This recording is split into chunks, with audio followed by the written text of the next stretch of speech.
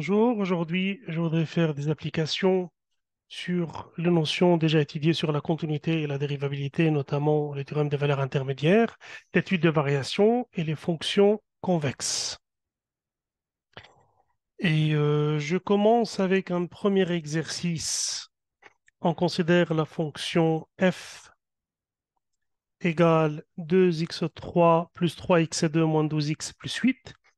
Étudier les variations de f et dresser son tableau de variations. Donc, il faut étudier la dérivée et étudier le signe de la dérivée et puis résumer les informations qu'on a dans un tableau de variations. f' x, donc la dérivée de 2x3, c'est 2 fois 3, ça fait 6, x2, plus la dérivée de 3x2, 3 fois la dérivée de x2, c'est 2x, donc ça fait 3 fois 2x, 6x, moins 12, et la dérivée de 8 est égale à 0. Bon, c'est un trinôme de second degré. Je peux prendre 6 facteurs communs, x2 plus x moins 2, et le signe de f', c'est équivalent au signe de x2 plus x moins 2. Bon, je vais voir ce trinôme qui est x2 plus x moins 2, quand est-ce qu'il est nul, quand est-ce qu'il est positif, quand est-ce qu'il est négatif. Et pour cela, je cherche les racines. Et il est clair devant moi que A plus B plus C égale le A, c'est le coefficient des x2, c'est 1. B, c'est le coefficient des x, c'est 1. C, c'est la constante qui est moins 2. Donc, A plus B plus C est égal à 0. Donc, je n'ai pas besoin de chercher delta. Donc, j'ai deux racines x1 qui est 1 et x2 qui est C sur A, c'est-à-dire moins 2 sur 1.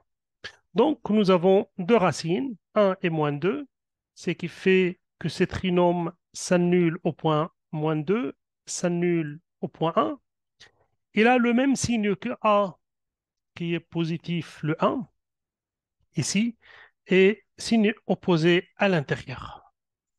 Et ceci va me permettre de trouver, de dresser le tableau de variation. Donc, je peux le dresser d'une façon élégante en cherchant de forme comme ça.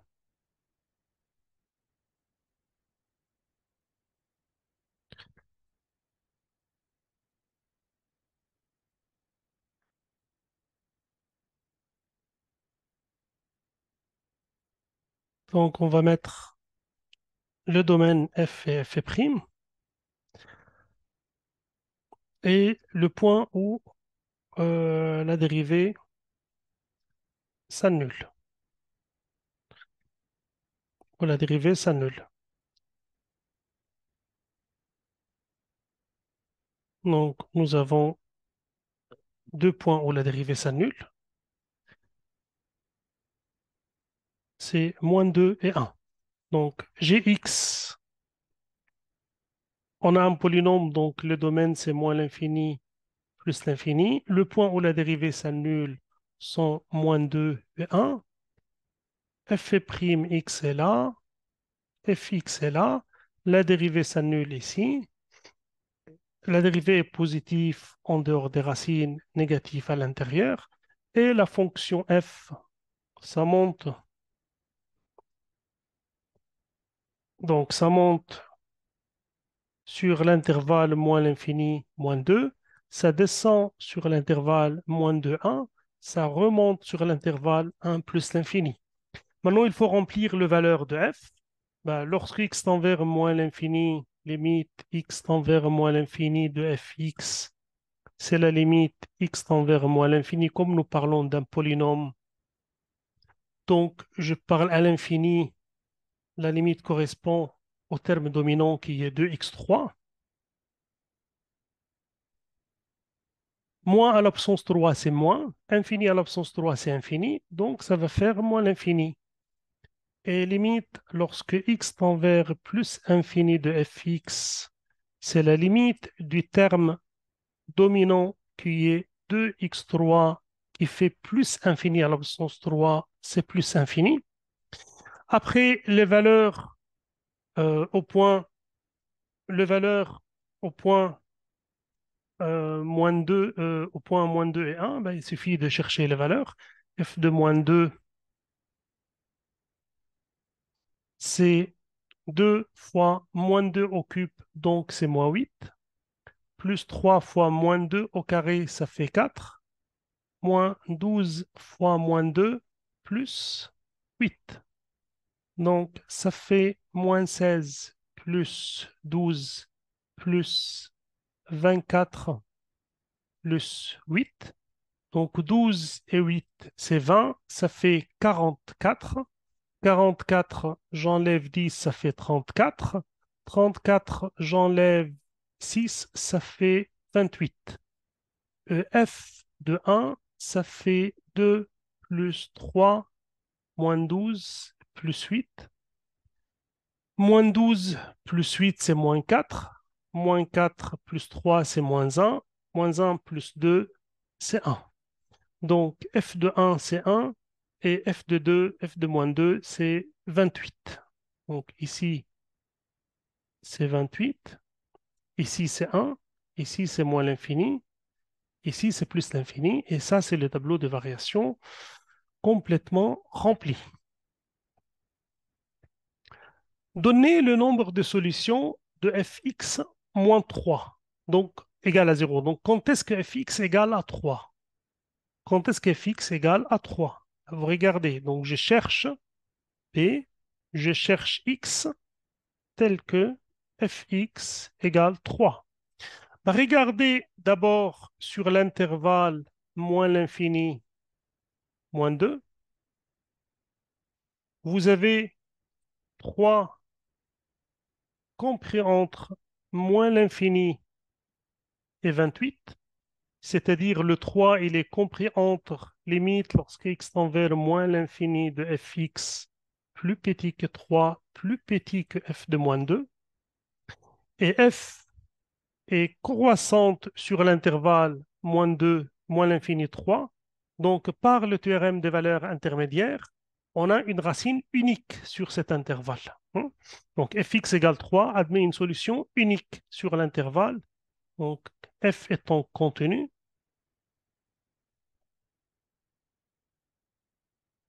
et on a dit qu'elle est croissante. Donc, par le théorème des valeurs intermédiaires, fx égale 3 admet une solution unique sur l'intervalle moins l'infini moins 2. Admet une solution unique dans l'intervalle moins l'infini 2. Si vous regardez entre moins 2 sur moins 2, donc maintenant si je regarde sur l'intervalle moins 2, 1, ben, vous trouvez que aussi 3, il est compris entre 1 et 28, qui est 1 qui est f de 1 et 28 qui est f de moins 2. Et la fonction, elle est quoi? Elle est décroissante. F en plus, f est continue et strictement décroissante sur l'intervalle moins de 1. Donc, si vous voulez imaginer ça graphiquement, donc ça, c'est le moins 2, le f, c'est 28, et ça, c'est le 1, le f, c'est 1. Vous avez une fonction qui fait comme ça, c'est le 28. Donc, le x égale 3, il est quelque part ici. Elle va traverser obligatoirement la courbe en un certain point.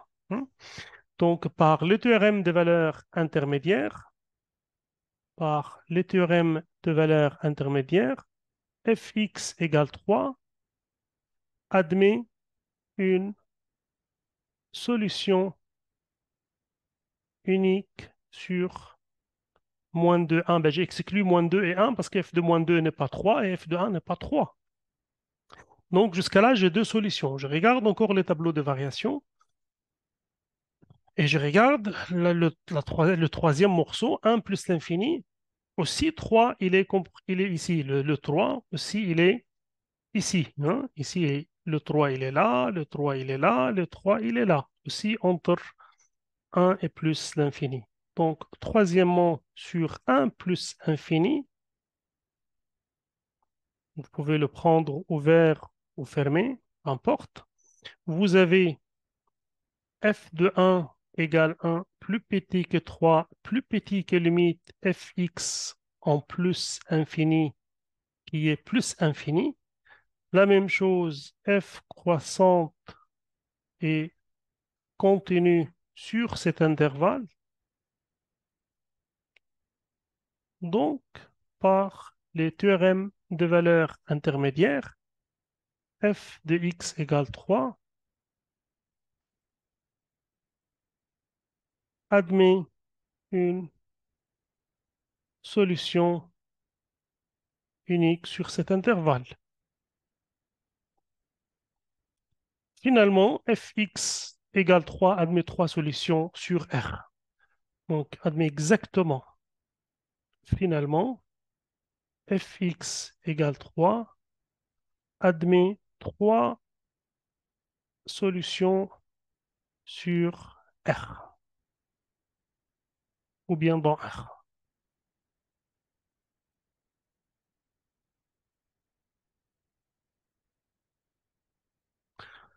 Montrer que l'équation fx égale 0 admet une solution alpha unique dans l'intervalle moins 4, 3.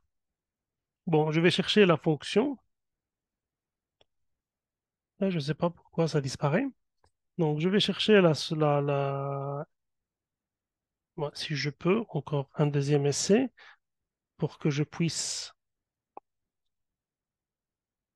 Oh, ça n'a pas l'air de marcher, donc je vais retenir ça. Euh, 2x3 plus 3x2 moins 12x plus 8. Bon, je vais les copier doucement. Ou bien je vais copier tout ça, après je l'efface.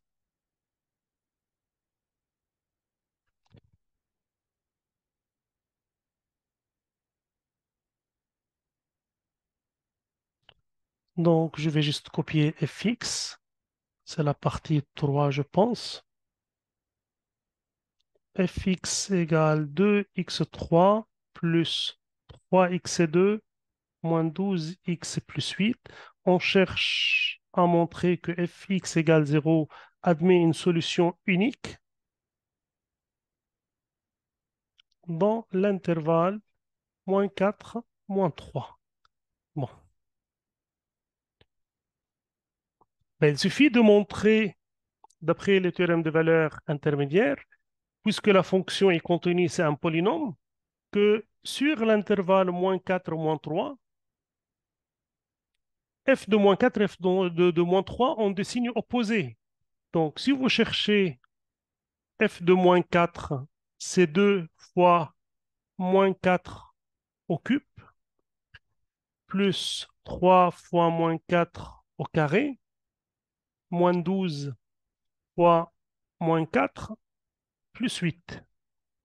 Donc, ceci égale moins 16 fois 4, c'est 64. Donc, c'est 64 fois 2. 64 fois 2, c'est 128.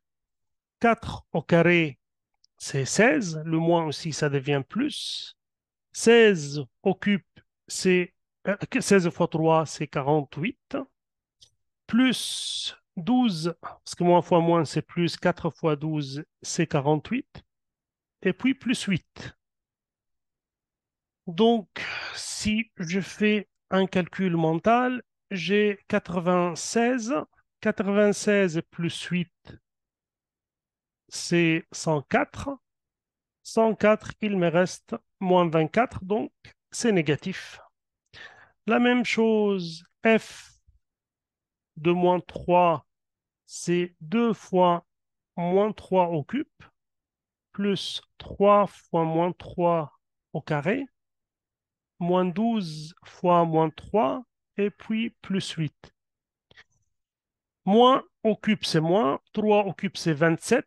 27 fois 2, c'est 54. Ici, moins au carré, c'est plus, ça fait 9. 9 fois 3, c'est 27. 27 et puis plus 48. 3 fois 12, c'est 36. Plus 36. Et puis plus 8. Donc, moins 54 plus 27, c'est moins 27. Plus 36, ça fait 44. 44 moins 27, donc j'ai 17. Je pense plus, j'ai 3 jusqu'à 30. Donc c'est un plus. Et puis moins 27, la différence c'est 3 et 14. Oui, c'est 17, c'est positif. Donc, comme j'ai dit, f de moins 4, il est là. F de 3, il est là.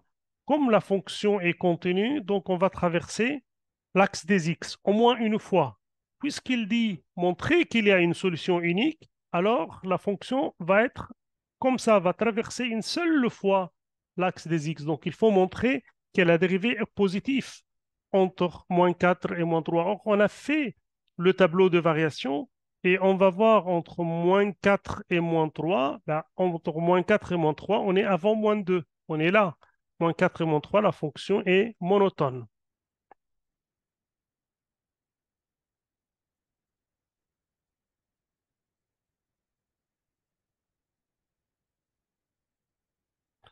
Donc, f de moins 4 fois f de moins 3 est négatif.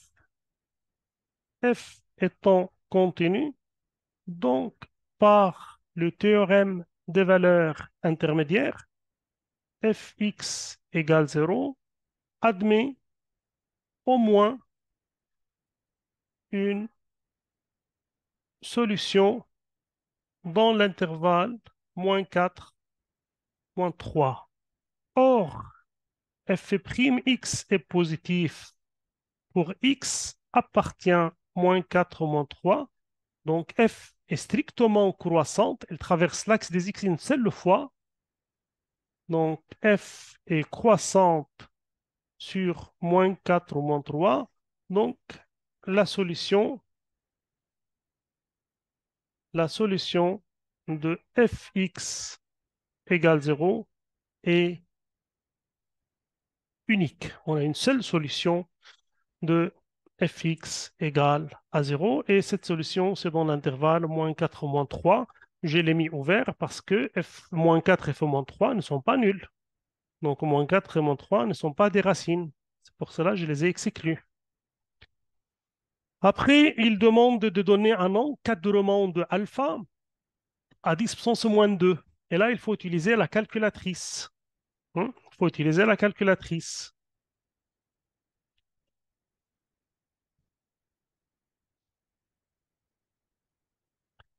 Donc, vous introduisez votre fonction qui était 2x3, 2x3 plus 3x2, 2x3 plus 3x2 moins 12x plus 8. Donc, je vais l'introduire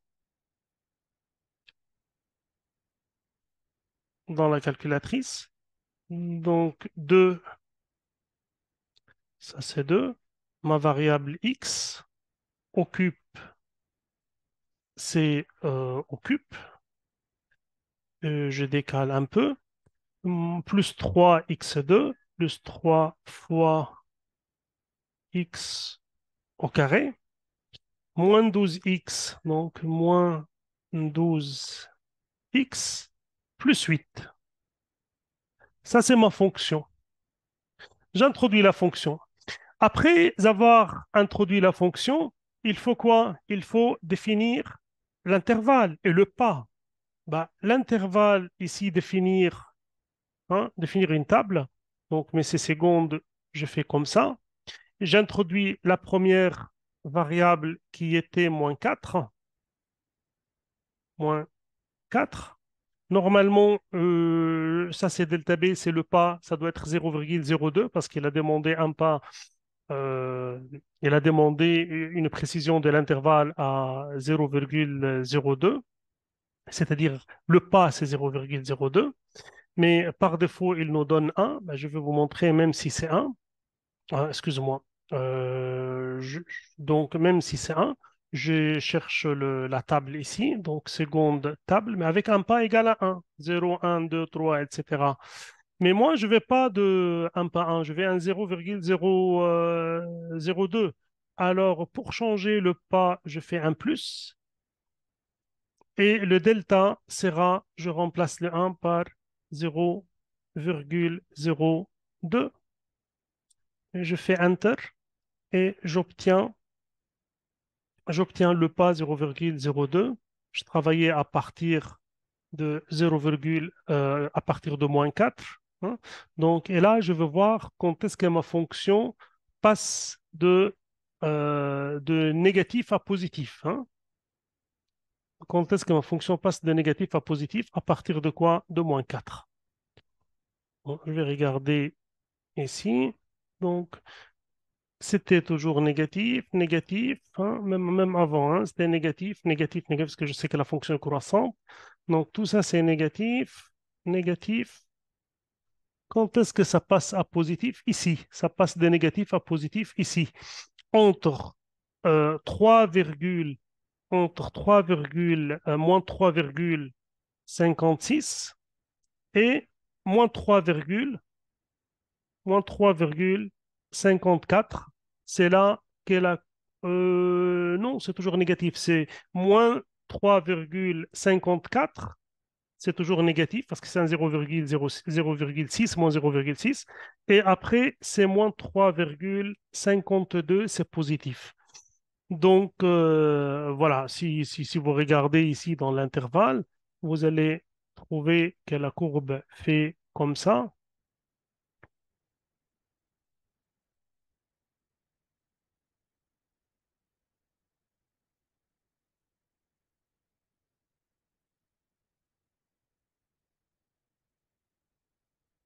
Voilà, la courbe fait comme ça. Au point moins 4, au point moins 3, au point moins 3,54 et au point moins 3,52. Ici, l'image est négative. Ici, l'image est positive et la fonction, elle est quoi? Elle est croissante. Donc, alpha, elle est là. Et l'intervalle a pour longueur quoi? 0,02. Donc, ça, c'est un encadrement de alpha à 0,2% près. Donc, j'ai dit que alpha, donc alpha, compris entre moins 3,54, moins 3,52. Ça, c'est pour répondre à la dernière question qui était la question 4. Hmm. Qui était la question 4, donner un encadrement de alpha à 10, à 2, 10 puissance moins 2 près, hein, à 2% près, c'est ça. Donc la longueur de l'intervalle, c'est 0,02. Donc ça, c'est pour le théorème des valeurs intermédiaires. Normalement, toutes les questions sont pareilles. Je passe à la fonction convexe. Déterminer l'équation réduite de la tangente de la fonction exponentielle. Donc, vous avez la fonction f de x égale ex. On cherche la tangente au point x est 0 égale 0. Ben, l'équation de la tangente, c'est y égale f'0 qui est la pente, x moins 0 plus f de 0.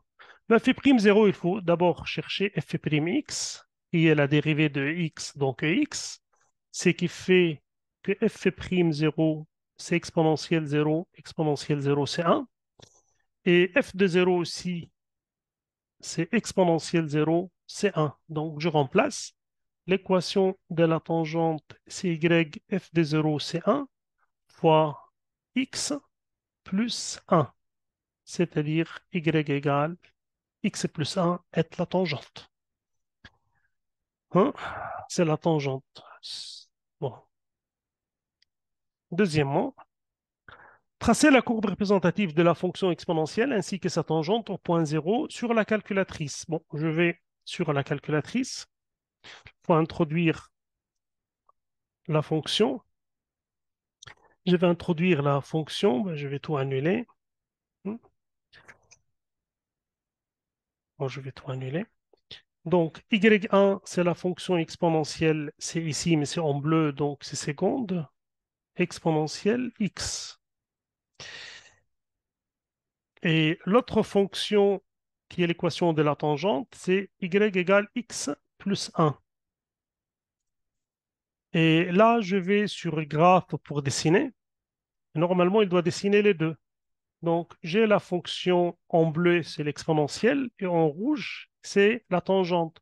Comme vous remarquez, la tangente, elle est au-dessus de la fonction exponentielle. Et toutes les tangentes, vous voyez, toutes les tangentes sont au-dessus de la fonction exponentielle. Je reviens sur les questions. Montrer que la fonction exponentielle est convexe. Hein. Donc, la partie 2, on l'a fait sur la calculatrice. La partie 3, je vais montrer que la fonction est convexe. Ben, fx est convexe si et seulement si la dérivée seconde est positive. F est convexe sur R, sur un intervalle, si et seulement si la dérivée seconde est positive pour tout x appartient à R. Donc, vous savez que f'(x) c'est la dérivée d'exponentielle x sur x. Vous savez que f seconde x c'est la dérivée de f'(x). Donc c'est la dérivée de ex. Donc c'est aussi ex. Ex c'est toujours positif. L'exponentielle est toujours positif. Donc f de x égale ex est une fonction convexe. Est une fonction convexe, c'est-à-dire au-dessus de la tangente en tout point. Justifier que ex est plus grand que x plus 1, bah, la courbe f est au-dessus de la tangente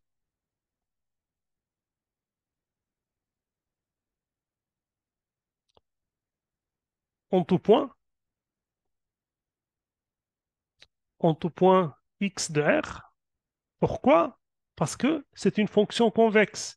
Dire que la courbe est au-dessus de la tangente, dire que la courbe est au-dessus de la tangente,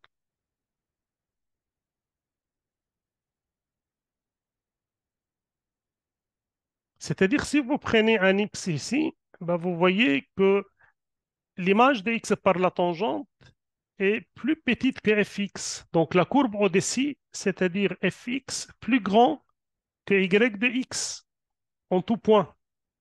En particulier, y de x, c'est la tangente. Hein? Y de x, c'est la tangente. Y de x ou y de x est la tangente, est l'équation de la tangente, de la ligne tangente à la courbe de f en x. En particulier, on a dit, ça c'est vrai en tout point, en particulier en 0. En particulier, la fonction ex est plus grande que la tangente, hein, en 0. C'est-à-dire la fonction ex, il est plus grand que quoi? Que x plus 1. Ce qui fait que ex moins x plus 1 est positif. Donc, il a dit justifier que ex plus grand que x plus 1, ben, c'est une déduction, parce que la courbe est au-dessus de la tangente en tout point. En particulier, il est au-dessus de la tangente y égale x plus 1, la tangente en 0.